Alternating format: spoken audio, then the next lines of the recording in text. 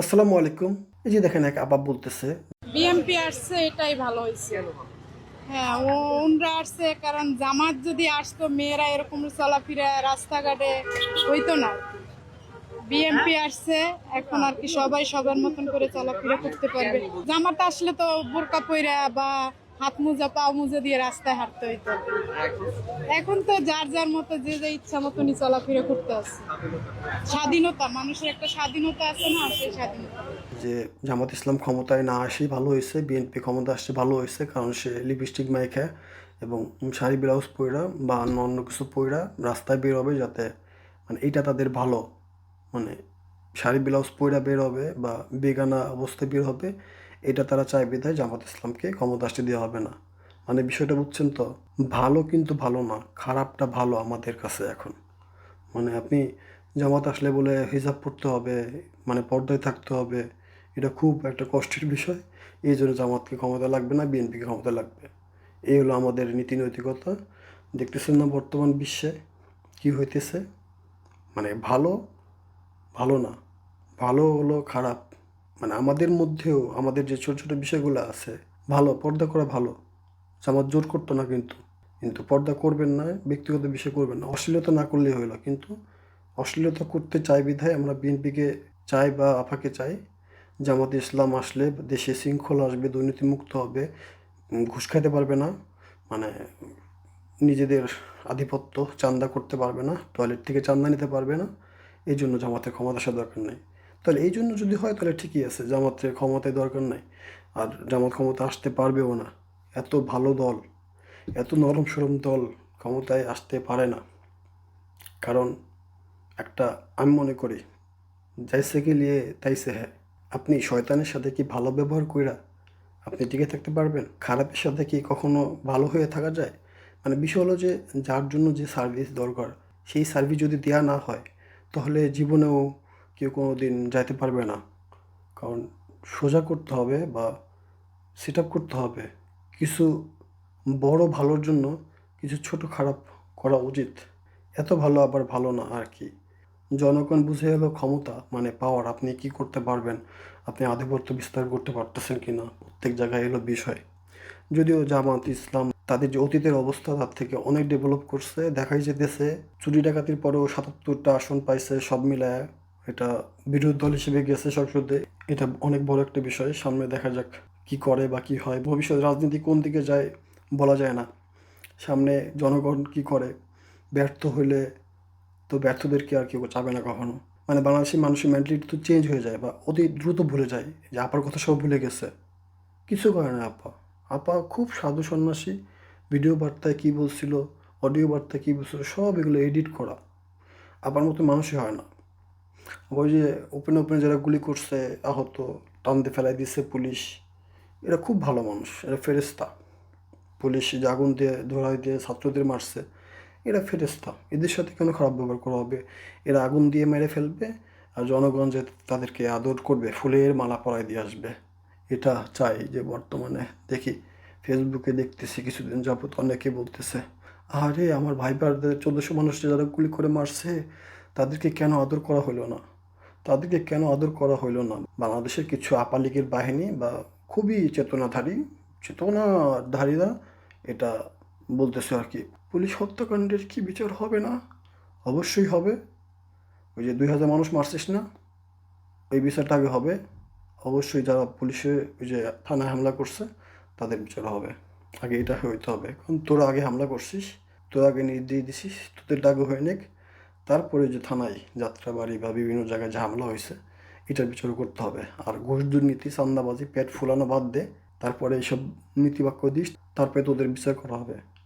যে বেতন পাও তোমরা, এখন আর ঘুষ খাওয়া লাগে না। বাংলাদেশটা শেষ করে দিল এইসব দুর্নীতিবাজ পুলিশরা। অবশ্যই ভালো পুলিশও আছে, কিন্তু ম্যাক্সিমাম আর কি এই যে ঘুষ দুর্নীতিবাজ অবৈধ টাকার মাধ্যমে, অবৈধ নির্দেশনার মাধ্যমে মানুষকে হত্যা করে। একটা ভিডিও আপনারা সবাই দেখছেন যে একটা বিসিএস পরীক্ষা ইন্টারভিউর সময় জিজ্ঞেস করছে, আমি বিসিএস পরীক্ষার ভাইবার অভিজ্ঞতা বলছি, সরকারি প্রতিষ্ঠান কিভাবে দলীয়করণ করা হয়েছে, সাংবিধানিক প্রতিষ্ঠান, এটা একটা উদাহরণ দিচ্ছি। তো সেখানে যাওয়ার পরে একটা ক্যান্ডিডেট আসলো, বোর্ডের চেয়ারম্যান, তাকে পিছনে বঙ্গবন্ধুর ছবি ছিল, প্রধানমন্ত্রী বঙ্গবন্ধুর ছবি থাকে, প্রত্যেক অফিসে ছিল। তো ক্যান্ডিডেটকে প্রথম প্রশ্ন করলেন, ও বসলো, বসার পরে বললেন যে পিছনে যার ছবি আছে ওনার নাম বলো। প্রশ্নটা খেয়াল করবেন কিন্তু, ওনার নাম বলো। তো ছেলে উত্তর দিল বঙ্গবন্ধু শেখ মুজিবুর রহমান। তুমি ছাত্রদল করো? জি না স্যার। শিবির করো? জি না স্যার। অবশ্যই করো। ঠিক আছে, তোমার ইন্টারভিউ হয়ে গেছে, যাও। তো আমি এখন বোর্ডে ক্যান্ডিডেটের সামনে আমার আর কথা বলাটা আমার কাছে মনে হয়েছে অশোভন। চলে যাওয়ার পরে আমি তাকে জিজ্ঞেস করলাম, বোর্ডের চেয়ারম্যানকে, what was wrong with his answer? হ্যাঁ, আপনি কি বললেন, এটা কি বললেন আপনি? ও খেয়াল করে না, ওই যে জাতির জনক বঙ্গবন্ধু শেখ মুজিবুর রহমান বলে নাই? আমি বলছি, now you tell me what is your question, being chairman of the board. আপনি তাকে কি প্রশ্ন করেছেন? প্রশ্ন করেছেন যে ওনার নাম বলো। Correct answer could have been Sheikh Mujibur Rahman. সে তো বঙ্গবন্ধু বলেছে যেটা, সেটাও বাড়তি বলেছে। আর জাতির জনক বলা তো ছিল পুরোপুরি ভুল উত্তর হতো।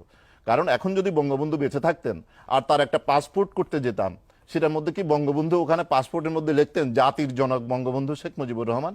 এটা কি নাম? তাহলে বুঝেন, বাংলাদেশে ওনারে বেশি খাওয়াইতে গেছিল বিধায় এখন একেবারে নাই হয়ে গেছে, একেবারে নাই হয়ে গেছে। আপা নাই, কেউ নাই, ফেসবুকে খালি বার্তা দেয়, ওই এই করে সেই করে, এই পর্যন্তই। যদিও এখন আস্তে আস্তে আসছে, তারা ফুলের মালা পরাই দিচ্ছে আমাদের নেতারা। আমরা দেখবো সামনে, টুডে অ্যান্ড টুমোরো আপাও আসবে, আমরাও মালা পরাই দেবো আপাকে। আপা ভেরি গুড, 1400 মানুষ হত্যা করেও আপনি বাংলাদেশে টিকে আছেন। আপনার মতন ক্ষমতা বাংলাদেশে আর কারো ছিল না। আর একটা মজার বিষয়, বিএনপির একটা ইফতার মাহফিলে গীতা পাঠ করা হয়েছে। সুনামগঞ্জের ধর্মপাশা উপজেলা থেকে বিএনপির আয়োজিত সুধী সমাবেশ ও ইফতার মাহফিলে গীতাপাঠকে কেন্দ্র করে স্থানীয়ভাবে তীব্র প্রতিক্রিয়া সৃষ্টি হয়েছে। গত 26 ফেব্রুয়ারি অনুষ্ঠিত এই কর্মসূচিতে ইফতার বিতরণের সময় কোরআন তেলাওয়াতের পর গীতাপাঠ করা হয়। আমরা আগে টিভিতে যখন সিনেমা চালু হইতো ছোটোবেলা দেখতাম, গীতা পাঠ হইতো আর কোরআন তেলাওয়াত হইতো, দেখতাম মানে সিনেমার আগে বা শুক্রবারে। বাংলাদেশে যার যা ধর্ম শেষে পালন করবে, অন্য দেশের মতন তো নামাজে লাথি মারে সরায় দেয় না। ইন্টারন্যাশনাল রিপোর্টগুলো দেখছেন যে কীভাবে অত্যাচার করতেছে মুসলমানদের উপরে পাশের দেশে। তো আমাদের বাংলাদেশের মানুষ এত ভালো যে হিন্দুদেরকে প্রোটেকশন দেয়, জামাত ইসলাম বলেন, সবাই, হুজুররা বলেন, মাদ্রাসার ছাত্ররা আপনার দুর্গা পূজা বা যে কোনো পুজোর সময় পাহারা দেয়। কেন? কারণ একটা মহল আছে যারা ওই হামলা করে ওই হুজুরদের উপর দায় চাপায়। তো এরকম একটা দেশে হিন্দুরা কত সেফলি আছে। কিছু মানুষ হয়তো বা হামলা বা বিভিন্ন শিকার হয় রাজনীতির কারণে, ম্যাক্সিমাম হিন্দু হওয়ার জন্য না। কিন্তু আপার দেশে মুসলমানদের উপর যেভাবে হামলা করা হইতেছে, এটা নিন্দনীয়, কষ্টদায়ক। কী দরকার ভাই, তোর ধর্ম তুই পালন কর, আমার ধর্ম আমি পালন করি। জোর কইরা নিজেদের স্লোগান অন্যদের বলানোর দরকার আছে? আর আমি যদি ওই স্লোগান বলি, আমি কি ওইটাও হয়ে যাব? কি দরকার? এইভাবে নিধন করে কি মানে মানুষ কমে ফেলা যায়? যাবে না। তো ইফতার মাহফিলে গীতা পাঠের কি সম্পর্ক জানি না, এতটাই সম্প্রীতির দেশ আমাদের বাংলাদেশ, খুবই একটা ভালো বিষয়। কিন্তু আমি আশ্চর্য হয়েছি, এই জীবনে প্রথম দেখলাম ইফতার মাহফিলে গীতা পাঠ। ভেরি গুড, এগিয়ে যান আপনারা, ভেরি গুড, এগিয়ে যান। যে আপা যখন নির্বাচন দিত তখন বলছিল না যে ওই যে বর্ডার এলাকায় এক এমপি যে আমি আপার দেশের মনোনীত প্রার্থী? তো এটা মনে হয় আপার দেশের মনোনীত প্রার্থী। এছাড়া আর অন্য কোনো ওয়ে আমি দেখতেছি না যে কেন মানে ইফতার মাহফিল এটা হবে। এটা তো দুই পক্ষীয় কোনো অনুষ্ঠান না। বাদ বাকি আমাদের নেতা যে আছে সে বুঝবে, ধর্ম যার যার, উৎসব সবার। কুরবানি ঈদেও যদি এটা পালন করা হয় তাহলে অনেক ভালো হয়, ধর্ম যার যার, উৎসব সবার। ইলিয়াস হোসেন বলে না যে একটা যে গাল চাবাই চাবাই কথা বলে, এত ভুমভাং নিয়ে কথা বলতে বলে, টক শোতে গেলে বলে একটা, ওর কথা ও নিজে ধরা খায়। পুলিশকে আমি টাচ করতে পারি না, আমি যেতে পারি তার সামনে। আমি যেহেতু দীর্ঘ বছর মাঠে সাংবাদিকতা করে এইগুলো অভিজ্ঞতা অর্জন করেছি, আমি জানি যখন আইন শৃঙ্খলা বাহিনীর কেউ আঘাতপ্রাপ্ত হয়, they have all the rights to. জার্নালিস্টটা কি দোষ করেছিল? যে জার্নালিস্টকে ল্যাং মেরে ফেলে দেওয়া হলো, সেই জার্নালিস্ট কি দোষ করেছিল কালকে? আপনি বলেন। যখন সুনামির মধ্যে পড়েন, যখন ঝড়ের মধ্যে পড়েন, my goodness, so attacking a journalist is justified. গাল চাবড়ে চাবড়ে কথা বলে। তো এই গাল চাবড়ে না যেটা আছে, মানে ও একটা যুক্তি দেয়, ও যুক্তি দেওয়ার সময় নিজেই ভাবতেছে আমি যে বলতেছি এটা কি ঠিক বলতেছি। মানে ও হলো এমন করে আর বলে, ও নিজের যুক্তিতে নিজেই হারিয়ে যায়। আর এখন দালালি, নেতার একসময় গাইলেইছে, মানে অপমান করছে, এখন আবার ক্ষমতায় আসছে, বা ক্ষমতা আসার আগে আসবে, তো বিএনপি তো ক্ষমতা আসবে সবাই বুঝছিল, যেভাবে হোক আসবে। তো আইসে শুরু করে দিছে দালালি। যদিও ওই যে মিনার কাটমের রাজু তো পদ পজিশন পাইছে, তো এই বিরিয়ানি আলম আর পাইলো না। যদিও ভবিষ্যতে কোনো পত্রিকার হেড হবে, টিভি চ্যানেলের হেড হবে, মানে এই ওয়েতে এইসব লোভ লালসার জন্যই বিরিয়ানির টাকা তোলা বাদ দিয়ে বাংলাদেশে আসছে। এখন দেখা যাক কী হয়, গাল চাবায় চাবায় কতদূর যাওয়া যায় আমরা দেখি। এদের চুক্তি দেখলে ঘোড়া হাসে না কি হাসে আমি জানি না, কিছু না কিছু হাসে। আবার আমি বলে কি আমি মাঠ পর্যায়ে সাংবাদিকতা করেছেন তো খুব ভালো কথা। আপনি সাংবাদিকতা করেছেন, সাংবাদিকতা করে কি দালালি শিখেছেন? আপনাদের নিজের কোনো কথা নেই? বাংলাদেশি ভালোকে ভালো, খারাপকে খারাপ বলতে পারেন না? নিজের দলের কি কোনো খারাপ কিছু নেই? কখনো কি কেউ দেখেছেন নিজের দলের কখনো খারাপটা বলে? আপনার কি সাধ্য তেঁতুলির বিচি? আপনার এই চাঁদাবাজি হইতেছে, এই যে যাত্রায় একজন মারা গেল, এগুলো তো কিছু বলতেছো না শোনা? বলবা যে এটা আমার দলের কেউ না। মানে কি বলবো, আপা যখন ছিল তখন ওবায়দুল কাদের বলতো কোনো ছাত্রলীগ যে ধর্ষণে সেঞ্চুরি করতো, চুরি করে ছাগল চুরি করে ধরা খাইতো, বলতো এটা আমার নেতা না, এটা আমার নেতা না, এটা আমার দলের কেউ না।